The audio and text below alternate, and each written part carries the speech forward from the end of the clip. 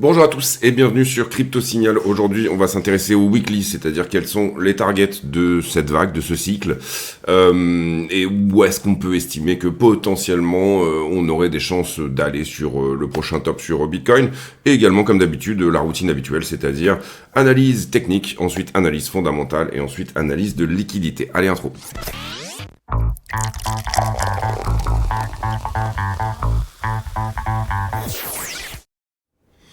Alors, Bitcoin en weekly, et là je vous ai pris une nouvelle charte, un petit peu plus propre, hein, histoire d'avoir vraiment le weekly sous les yeux. Il s'agit de l'index, donc c'est l'agglomération, le conglomérat un petit peu de tous les exchanges en même temps, sur une forme de moyenne. Globalement, ce qu'on peut dire sur le weekly, c'est qu'on voit clairement que les élections en général sont effectivement un top départ de run assez conséquent. Donc pour le moment, on est peut-être uniquement au début de quelque chose.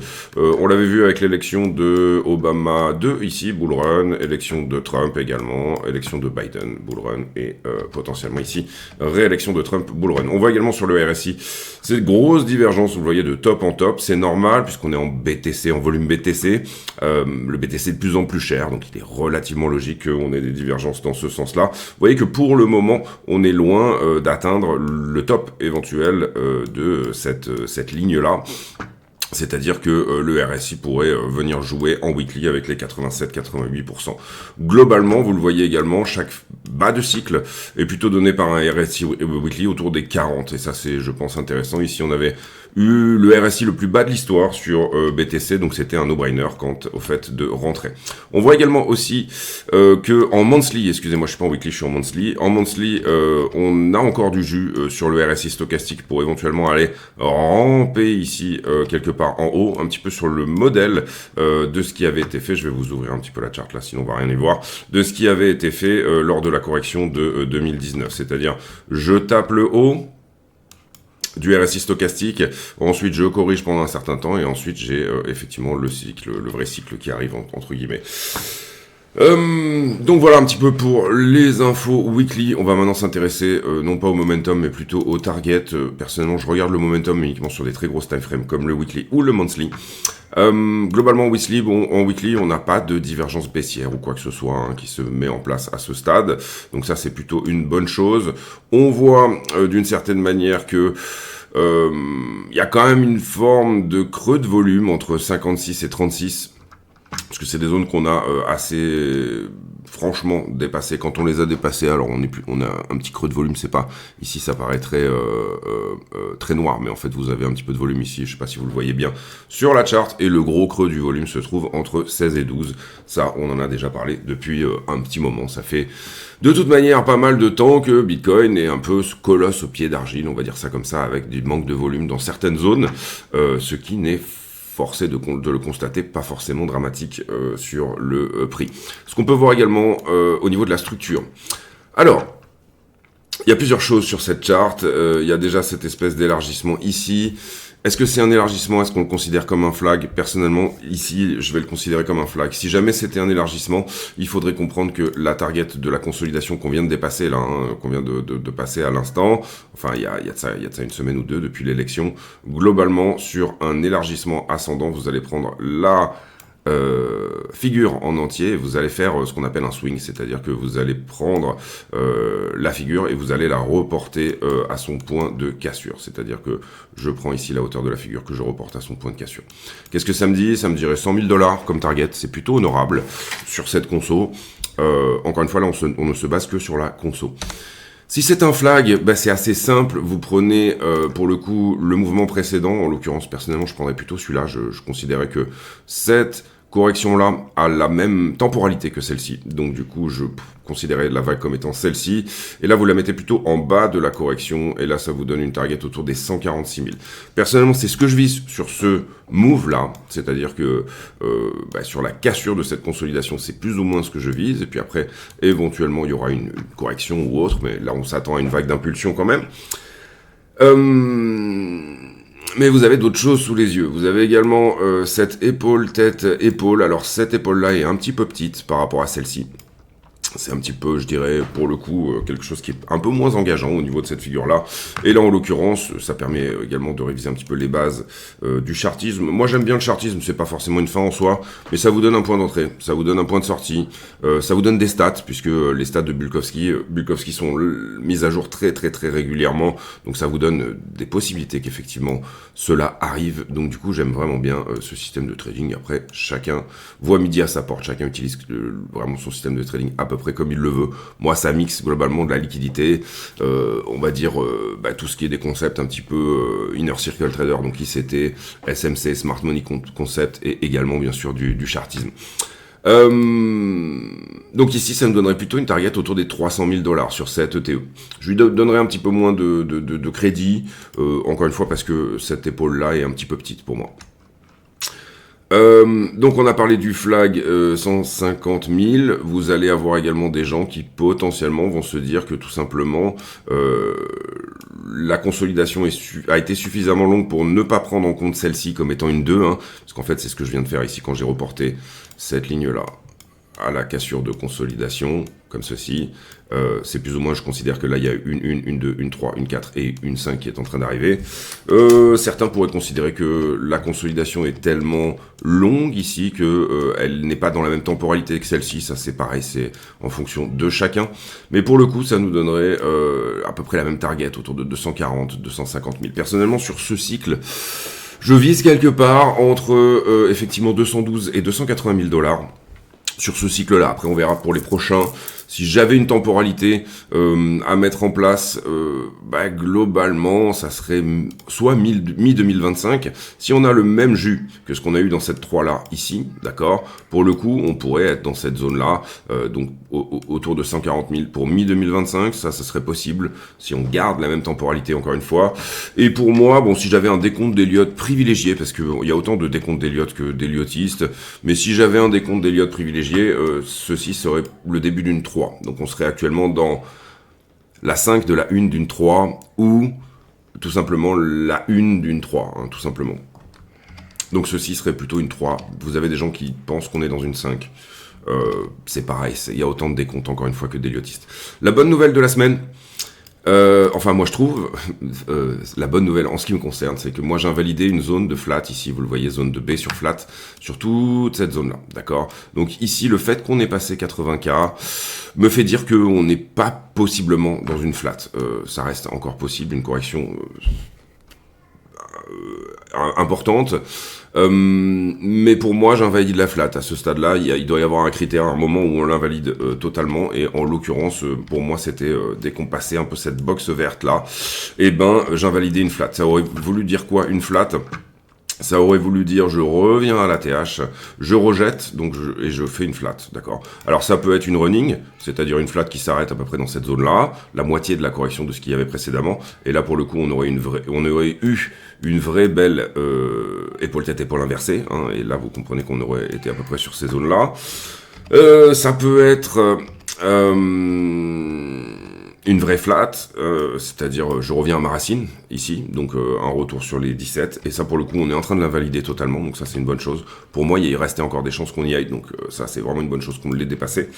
Et ça peut être une flat étendue, c'est-à-dire une flat qui descend plus bas que sa racine, un peu, et typiquement le principe de ce qu'on a eu ici, d'accord. Ici, moi j'avais joué la flat, je pensais vraiment qu'on allait tenir une flat ici sur cette zone là, autour des 28, et vous voyez qu'on a fait une étendue, on est plutôt descendu sur la zone des 17, 18, et tant mieux, ça nous a permis de lisser un joli prix d'achat vers le bas, donc finalement, tant mieux. Ça, on l'a totalement invalidé pour moi. Maintenant, c'est pareil. Vous allez avoir des gens qui disent, bon, c'est encore possible, un rejet sur cette zone-là est encore possible, etc. Voilà, pour moi, on est en train de faire un très joli breakout, là. On voit également que, on va dire, sur le weekly, on a passé des points intéressants, je dirais même plutôt sur le monthly, puisque... J'essaie de vous montrer ça comme ça. Sur le monthly, on a passé un cap intéressant. Pourquoi ? Parce que j'avais une zone de rejet monthly, allez, à peu près sur cette zone-là, vous le voyez ici, qui faisait à la fois support et qui faisait à la fois résistance. J'ai temporisé pendant un certain temps, vous voyez ici tous les corps de bougies qui temporisent sur cette zone-là. Et là, on vient d'ouvrir un mois entier au-dessus. Je pense qu'on va le clôturer. Maintenant, c'est possible que d'ici, on est le 11 là du mois, donc on est le 11 novembre et il est 11h. Moi, j'aime bien ce genre de concordance de chiffres, etc. J'aime bien quand il est 22h22, j'aime bien quand il est 11h11, j'aime bien ce genre de choses. Je sais pas pourquoi je suis un petit peu maniaque par rapport aux chiffres. Bref, en tout cas, pour moi, voilà, on a bien ouvert au-dessus. Il y a quand même des chances qu'on ferme au-dessus également. C'est-à-dire qu'on a 19 jours pour effectivement fermer au-dessus, mais on est en train de potentiellement s'échapper, on va dire, de cette zone de rejet qui est finalement la box verte et qui est finalement cette idée d'une flat qui aurait pu nous envoyer plus bas. Pour moi, je suis en train de la valider là, donc du coup, c'est magnifique. Voilà pour le weekly, vous l'aurez compris, target entre 220 et 240, et sur ce move-là, donc avant une grosse correction substantielle, on peut éventuellement se dire que viser entre 100 et 150, personnellement je dirais voilà 150, sur ce move, avant une correction un peu plus substantielle, est tout à fait jouable. Voilà un petit peu moi comment je me positionne par rapport à tout ça. On passe désormais sur la chart en 4 heures. Puisqu'on vient déjà de faire une petite dizaine de minutes sur toute la partie un petit peu weekly.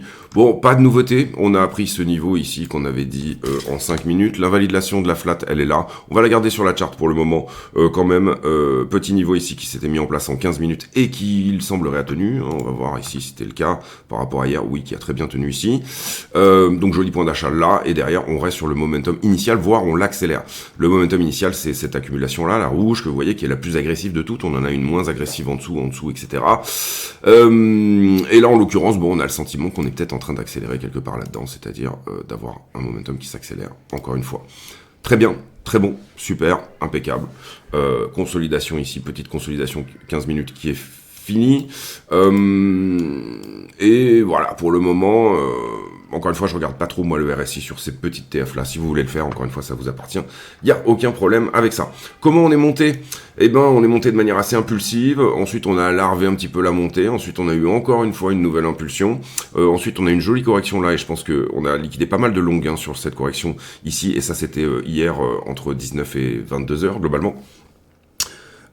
On va le voir sur les chiffres des liquidations, où il y a eu des liquidations de longues très importantes, et vous voyez qu'on est venu juste chercher sous la structure, et bim, on repart. Et puis voilà. On va sur Ether contre Bitcoin. Je pense qu'il a pris une petite douille, parce qu'Ether a fait du surplace dernièrement, et que Bitcoin a bien poussé. Oui, il a pris une petite douille. Alors, c'est pas dramatique. On revient retester ici la cassure de trend qui était précédente. Encore une fois, étant donné qu'on a cassé les deux trends, nous, on irait plutôt chercher les 0,05 Ether pour un Bitcoin. Et là où c'est plutôt joli, c'est qu'on est venu chercher quand même les 0,40 et qu'il y a une forme de structure de retournement. Maintenant, pour le moment, on reste en structure baissière là-dessus, faut bien le comprendre. On va regarder ici si on a cassé la distribution la moins agressive. Ah, je vais y arriver. Oui, c'est joli, c'est très joli, ça va. Donc voilà, on a une cassure de distribution, on n'a pas pour autant une cassure de la structure ou un changement de caractère de la structure, c'est-à-dire la structure reste baissière pour le moment sur du 4 heures.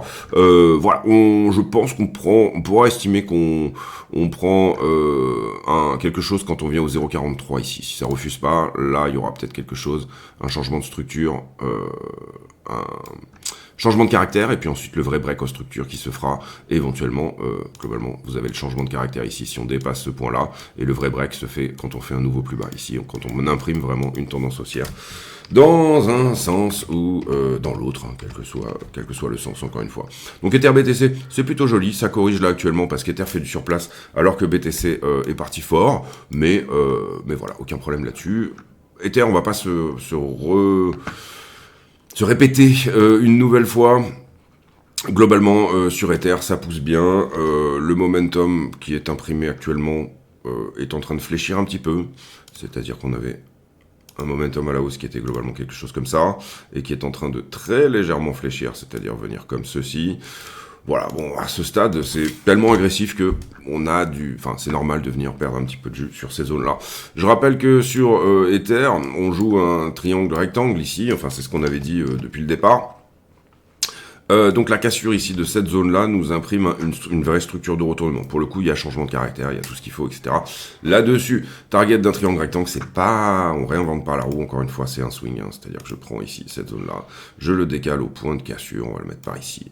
Et globalement, ça nous donne à peu près 3005, 3007.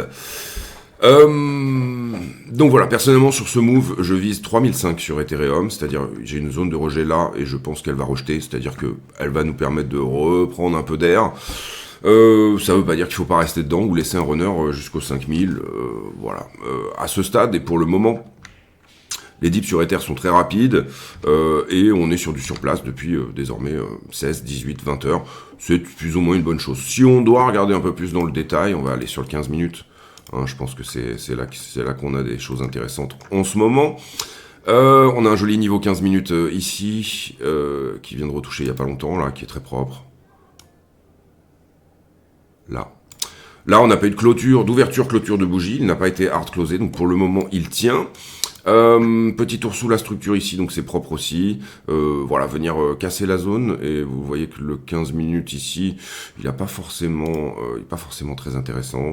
Plutôt un 4 heures qu'on aurait en haut, où là vous voyez que on peine à passer les 3002 hein, sur Ether en 4 heures. Ouvrir et fermer une bougie en 4 heures au-delà de ces niveaux-là, voilà. Au-delà de ces niveaux-là, serait une bonne chose et voudrait dire que non seulement on vient passer au-dessus de la structure, mais en plus on clôture une bougie dans une time frame de 4 heures. Donc c'est pas juste une prise de liquidité, d'accord, on n'est pas juste en train de prendre la liquidité au-dessus, une mèche et on dégage. Pour le coup, en time frame 4 heures, on a hard closé ce niveau, une ouverture clôture au-delà de ce niveau-là, voudrait dire qu'on se dirige effectivement plutôt vers les 3005, 3007 encore une fois.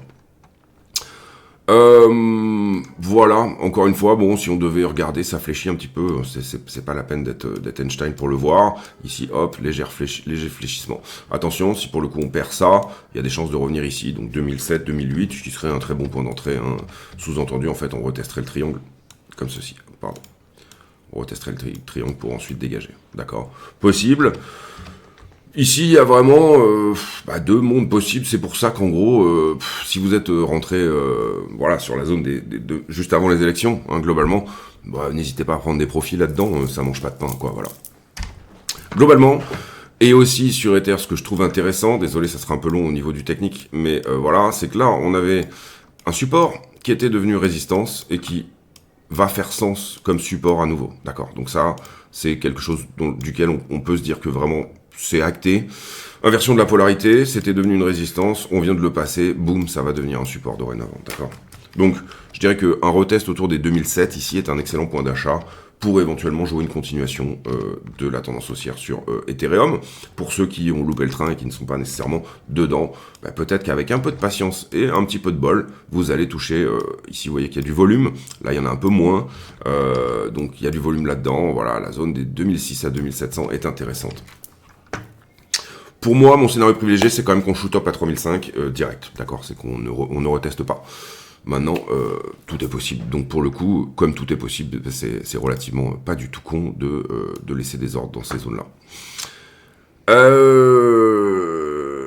L'Ether dominance, toujours en tendance baissière, pas vraiment de break de structure, si ce n'est sur une petite TF, une petite structure de retournement ici qui va être plutôt de l'ordre du 4 heures, mais en soi, l'Ether dominance, c'est pas non plus en train de nous donner la folie monstrueuse. Bitcoin dominance, on l'a déjà fait hier, on va pas la refaire aujourd'hui.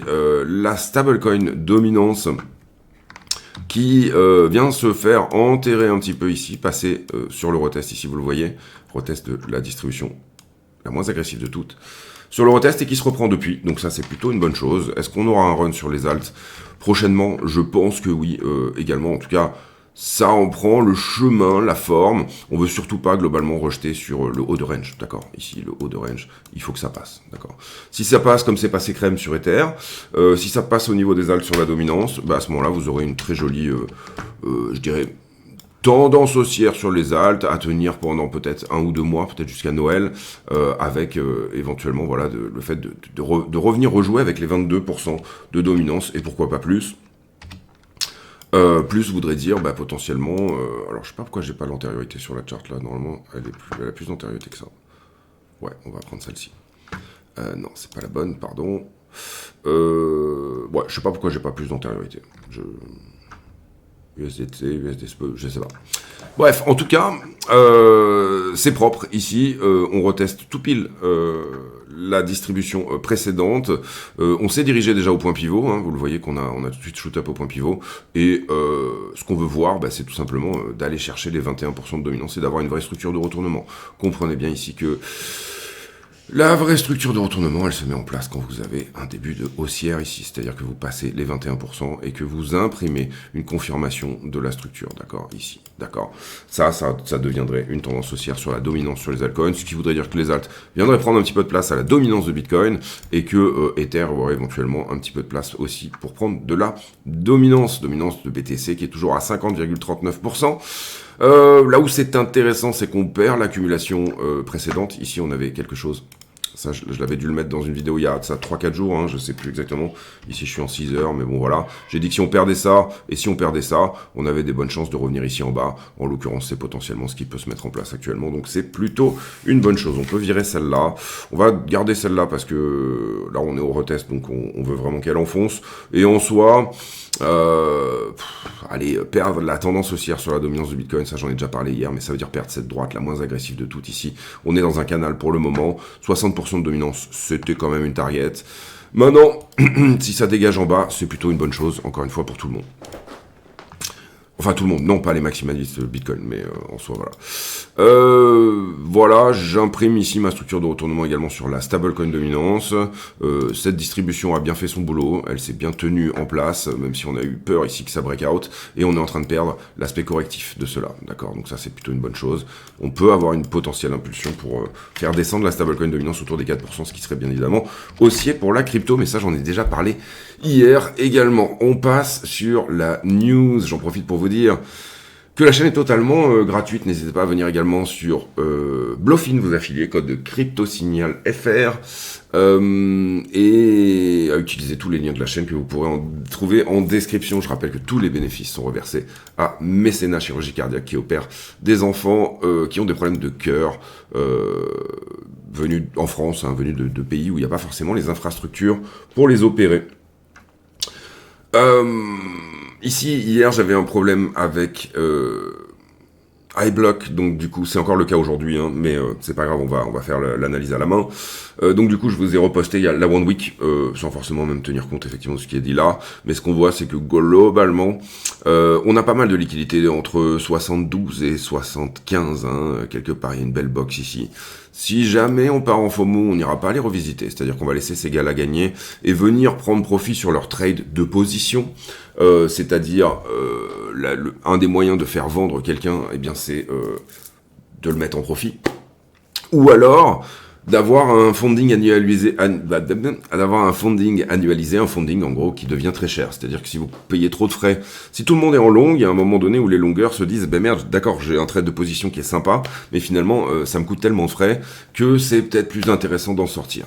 Si jamais on va la revisiter, c'est bingo. Hein, pour moi, je dirais que 72 dorénavant, le retest de l'ancienne résistance à 70 et serait également un peu à la manière des 2007 sur Ethereum, un joli point d'entrée. Maintenant, si on ne va pas au retest, si ça part en FOMO, si on tient le momentum et si on fait courir tout le monde derrière le prix, eh bien à ce moment-là, on n'ira pas retester ces choses-là. Mais on voit très bien ici que il y a de la liquidité à 65 et il y a de la liquidité entre 72 et 75. Procès entre FTX et Binance. Alors je suppose que c'est par rapport à tous les tweets qui ont été faits à un moment donné, qui a peut-être d'une certaine manière lancé finalement la faillite de FTX, hein, d'une certaine manière. Vous vous rappelez du FUD autour du FTT au départ, c'est ça qui avait lancé l'histoire. Il aura bien morflé notre petit CZ quand même, et là pour le coup je pense pas que ça va passer, c'est-à-dire que cette... FTX... C'est le cabinet d'avocats Kroll, hein, désormais, qui est le liquidateur de FTX. Il y a eu tellement de choses sur la gestion de FTX que théoriquement c'est pas ce genre de petit tweet entre guillemets qui a pu. Alors j'ai pas lu l'histoire, hein, je suppose ici, mais voilà, que c'était tellement mal géré que d'une certaine manière, voilà, on n'est pas censé faire faillite sur un petit tweet à la con. Ça c'est intéressant. les afflux sur les spots ETF qui finalement ont dépassé l'open interest la semaine dernière. Et c'est ce que j'ai dit dans la vidéo d'hier. Si jamais il y a FOMO, si jamais il y a achat au spot, il va falloir qu'on mette la liquidité de côté pendant un moment. On a été sur un marché globalement de liquidité sur toute cette conso-là, et c'était très bien de trader la liquidité. Maintenant, il y a un moment où il va falloir changer son fusil d'épaule, il va falloir changer un peu les outils. Alors personnellement, du coup, je vais rajouter, je pense, dans la routine 2-3 petites choses. Les Google Trends, je pense que ça va être intéressant dans la routine d'avoir les Google Trends et de voir si on a effectivement un retour du retail. Il faut bien comprendre qu'ici, on a des institutions qui ont accumulé dans tout ça et qui vont vouloir revendre à quelqu'un. Soit d'autres institutions, et c'est possible qu'il y ait un run institutionnel. Dans une 3, en général, c'est le cas. C'est-à-dire c'est la vague des institutions, c'est plus la vague des early investors, c'est la vague des institutions. Et en général, c'est plutôt la 5 sur laquelle on distribue dans la tronche du retail. Pour avoir ensuite une grosse correction de 2, le retail est perdant, il revend aux institutions et ainsi de suite. Enfin, c'est globalement à peu près le délire. Plus ou moins de ce qu'on appellerait la smart money, même si j'aime pas ce terme, mais en gros, voilà, de cette idée de aller d'une accumulation de wake-off, on va appeler ça comme ça, par exemple, c'est-à-dire les grosses institutions accumulent toute la supply, au bout d'un moment, elles ont absorbé toute la supply, elles continuent d'acheter en laissant le prix monter vers le haut, et puis là, le retail se dit, ah tiens, mais ça, ce truc-là, c'est intéressant, j'y vais, il rachète aux institutions pour finalement se retrouver sous l'eau, d'une certaine manière, c'est un petit peu l'idée. Pourquoi je parle de ça et de quoi je parlais Oui, voilà. Oui, tout à fait. Et là, on commence à être dans un endroit, un spot intéressant, parce que on sort d'un marché de liquidité. Auparavant, on était vraiment drivé par la liquidité. On le voit ici avec les volumes sur le CME, donc le Chicago Mercantile Exchange, mais également le volume qu'on peut avoir sur les exchanges, hein, d'une certaine manière. Et là, on a une vraie demande au spot qui commence à être induite via les ETF, hein, qui ont bien tenu le prix finalement. Hein. S'il n'y avait pas eu les ETF, je pense qu'on aurait corrigé de manière un petit peu plus substantielle via les ETF et la demande induite au spot est assez fabuleuse. On a parlé du CBD spot hier. Bon, je vous renvoie à la vidéo d'hier parce que je vais pas refaire la même encore une fois. Attaque, donc on l'a dit, FTX contre Binance, demande de dommages et intérêts de 1,7 milliard, c'est relativement énorme. Combien c'était pris C'était 3 milliards l'amende, je sais plus. Bon, bref, en gros, pas très bon pour Binance tout ça. MicroStrategy qui est en retour sur investissement d'une centaine de pourcents. C'est-à-dire qu'au départ, MicroStrategy a un prix d'achat tout simplement à 40 000 $ moyen. Ils ont investi 10 milliards, ils sont désormais à 20 milliards. Donc retour ROI de 100%. Très propre. Si Saylor gagne ce pari, ça sera le trade de l'histoire. Hein. Je pense que vous êtes tous d'accord avec moi pour le dire. S'il gagne ce pari et si effectivement Bitcoin va dans les sphères desquelles il s'imagine, on sera sur... ça va devenir une légende, hein, notre copain Saylor, voilà. Trading surplus, on va passer au niveau de la Chine, les droits de douane de Trump qui pourraient faire mal non seulement à la Chine mais aussi à plusieurs pays d'Asie. Le stock rallye, le rallye sur les actions, le destin du rallye sur les actions post-élection qui pourrait être dans les mains des traders d'obligations, c'est possible. Et le core CPI, ça sera pour mercredi. N'hésitez pas à venir liker la vidéo, j'ai oublié de le dire, c'est important. Likez la vidéo déjà, éventuellement mettre un commentaire d'encouragement et vous abonner sur le Twitter. On est presque 2000 je crois, j'ai regardé tout à l'heure, normalement c'est pas le truc que je regarde beaucoup, mais 1993, allez, on peut peut-être faire les 7 qui manquent pour aller aux 2000. Aujourd'hui, sur le compte X de la chaîne, la liquidité. 650 millions, c'est énorme, c'est à peu près 6 fois ce que fait une journée normale de liquidation. Et là où c'est intéressant, c'est que malgré cette hausse du prix, on a liquidé plus de long que de short. Vous voyez que ça a FOMO sur les alts. Et cette petite correction, finalement, est venue sortir pas mal de monde. D'une certaine manière, 650 millions, vous voyez qu'on a à peine 200 millions, donc un tiers sur Bitcoin et Ethereum. Bitcoin a plutôt liquidé du short, Ethereum a plutôt liquidé du long.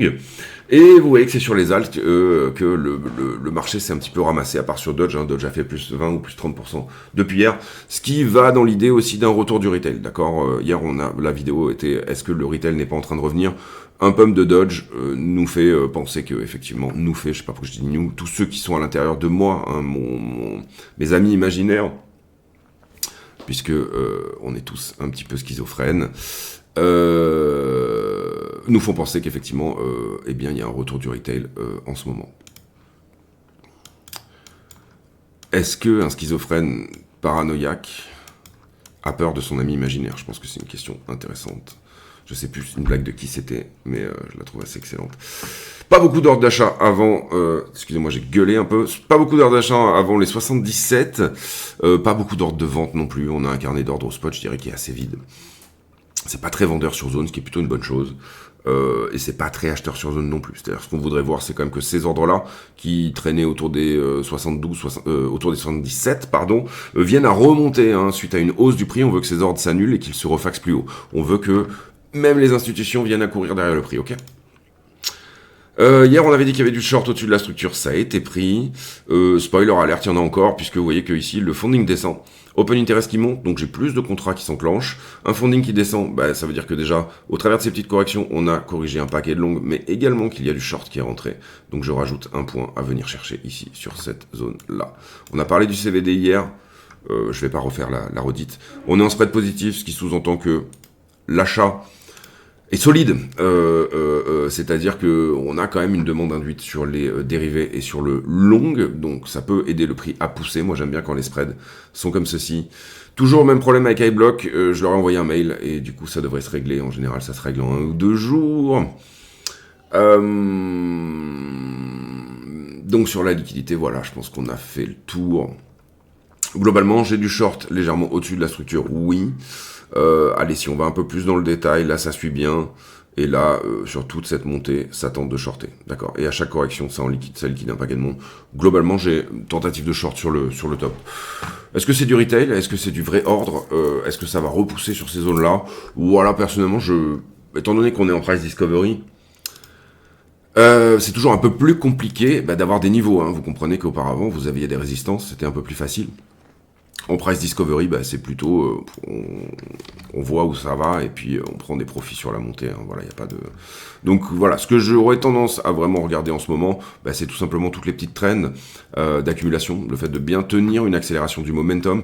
On en a parlé hier, mais si vous avez, on va dire ça comme ça, hop, une droite comme ça, une droite comme ça, une droite comme ça. Vous voyez ici que donc j'ai une accumulation qui s'accélère, d'accord, c'est le meilleur moyen de faire une jolie parabole, une jolie banane, une parabole, quelque chose qui part comme ça. Après ce que vous suivez, du coup c'est la tangente à ce fameux cercle et vous suivez les accumulations qui sont potentiellement perdues les unes après les autres. En tout cas pour moi là je vois un momentum qui s'accélère. Encore une fois je ne traite pas trop les divergences sur des petites TF. Si vous aimez le faire, faites-le. Si vous avez d'autres indicateurs que vous aimez, faites-le. Moi j'essaye de rester assez simple, c'est-à-dire la structure. Mais en soi, je vois pas de raison qu'on s'arrête vraiment sur ces zones-là. Bon, après, on va voir, hein, encore une fois. Mais en soi, voilà, je vois pas excessivement de raison de s'arrêter là. Ça larve un petit peu la montée là. On a cette correction qui est assez substantielle. Mais en soi, voilà, je trouve que c'est pas moche. La manière dont on monte, pour le moment, c'est difficile d'avoir une vraie figure sous les yeux. Je parle ici, on va se mettre plutôt sur du 4 par exemple. Hop, voilà, comme ça. Vous comprenez qu'assez souvent, vous pouvez dire, par exemple, je sais pas, ça c'est un biseau, admettons, hein, donc c'est plutôt une figure bearish, et là il a été cassé par le haut, donc on l'annule. Ici, bon, oui, j'ai des choses sous les yeux, des épaules tête, épaules inversées, j'ai un flag, etc. Toutes ces choses-là, j'ai un possible retest aussi sur cette zone-là. Pourquoi pas, même si pour moi on a retesté là. Donc ça reste aussi plutôt propre. C'est-à-dire j'ai une tentative de cassure, retest, et ensuite j'ai le vrai move. Donc pour moi, il n'y a pas de raison de retester, même si ça existe, la possibilité existe, hein, il faut l'intégrer. Si on l'intègre pas, on n'est pas prêt pour la voir arriver, et si on la voit pas arriver, on la traite pas, ok. Bon, écoutez, voilà pour cette vidéo. J'ai pas énormément plus de choses à dire encore une fois, puisqu'on est ici juste en train de vérifier que des momentum tiennent. Hein, encore une fois, on est en price discovery. Il n'y a pas vraiment de résistance, en tout cas, il va falloir aller la chercher sur du daily. Là, c'est-à-dire, est-ce que j'arrive à clôturer au-dessus de la bougie précédente, d'accord? Et sur du daily, vous voyez que c'est bah, on n'a pas énormément d'historique encore. Sur du 12 heures non plus. Sur du 4 heures, vous voyez qu'on n'a pas réellement de niveau ici. On a un petit niveau là, où ça fait 12 heures qu'on n'arrive pas à le passer. Mais bon, on temporise un petit peu, c'est le week-end, c'est Veterans Day aujourd'hui, ça va trader je pense à Wall Street, mais je crois que le marché des bonds est fermé. Donc voilà, petit niveau 4 heures là, mais c'est pas ouf, hein, d'accord, on peut le mettre par ici. Qui pour le moment rejette, on n'arrive pas à clôturer au-dessus, on vient de faire notre ouverture là au-dessus, ce qu'on veut c'est que sur la prochaine, enfin même là pour moi on est en dessous, mais on veut hard closer ce niveau et continuer, voilà. Encore une fois, tenir le momentum actuel, ne pas enfoncer les niveaux, tenir le 5 minutes qui est là, tenir le 15 minutes qui est ici. Voilà à peu près les choses qu'on peut regarder en ce moment, mais je regarderai plutôt vraiment les tendances et le momentum, et pour moi il n'y a pas de raison qu'on s'arrête vraiment sur cette zone-là, j'irai plutôt chercher quelque chose autour de 90 hein, pour éventuellement temporiser. On vient de passer un gros chiffre rond, 80 000, ça j'ai oublié d'en parler, mais ça peut provoquer un retour du retail également. Voilà, ce genre de gros chiffre rond peut déclencher un début de FOMO hein, également. Donc voilà, je vous ai montré mes targets un peu sur le weekly, je voulais commencer la vidéo par ça. On va regarder juste vite fait la structure d'iBit, parce que je vois ici target iBit à 90, donc on va regarder un petit peu quelle gueule il a. iBit c'est un truc super, au sens où c'est comment cote Bitcoin pendant les heures de cotation américaine, d'accord, c'est vraiment ça qu'on a sous les yeux. Globalement, oui, ça nous donnerait 60 pour un iBit, donc on va dire sur les targets, hein, target si triangle ascendant confirmé, vous le voyez ici, et target bull flag si on est dans un bull flag. Ce que j'aime bien voilà dans iBit, c'est que c'est pareil, c'est propre, et encore une fois, on n'a que les heures de cotation américaine, donc on a des tas de choses intéressantes. 35% en plus sur BTC sur ce move-là. 35% en plus sur BTC, ça nous emmène Bitcoin à un tiers de plus, donc globalement une trentaine de milliers de dollars, 120 000, voilà, 110, 120 000. Mais voilà, structure d'iBit, c'est pareil, on a les mêmes confirmations, on a à peu près les mêmes choses sous les yeux. iBit est assez jeune, hein, donc là pour le coup, moi ce que j'ai fait, c'est que j'ai reporté ce point-là ici au point de cassure hein, pour avoir ma target. Globalement, à peu près par ici, on est légèrement en dessous en fait. Hein. Mettre à jour tout ça parce que c'est pas 31%. Allez. Donc voilà un peu l'idée. Voilà, pas grand-chose de plus à dire. Le CPI c'est mercredi. Ça devrait faire bouger un petit peu les marchés. Demain, il n'y a pas grand-chose en soi. Et voilà, je pense que Ether va se reprendre. Donc, rattrape ici, Ether BTC pour moi, va changer de caractère. C'est mon avis. Ça vaut ce que ça vaut, hein, encore une fois. Et je pense que la BTC dominance va un petit peu se replier et laisser de la place aux altcoins. Mais ça, on en a également déjà parlé dans la vidéo d'hier. Ce qui serait logique avec un retour du retail. Ça aurait du sens que le retail se dise, bon, je ne vais pas forcément rentrer sur BTC, plutôt sur Ether, ou voilà, si on voit une vague de même coin arriver, tout d'un coup, c'est un petit peu le cas, hein, d'ailleurs, on l'a vu avec Dodge, mais on l'a vu avec également d'autres choses, bon, ça va souligner, ça va totalement, bien sûr, appuyer ce crédit d'un retour du retail, et je parle ici de soit un retour du retail qui était déjà sensibilisé à la crypto, qui met de l'argent dedans, c'est de l'argent frais, c'est de l'argent qui n'était pas en train d'attendre sur le côté, soit un retour, une arrivée de nouveaux entrants, des gens qui ne se sont pas intéressés au dernier cycle et qui aujourd'hui, avec les grands titres aidants, etc., toutes ces choses-là, pourraient commencer à s'y intéresser à nouveau.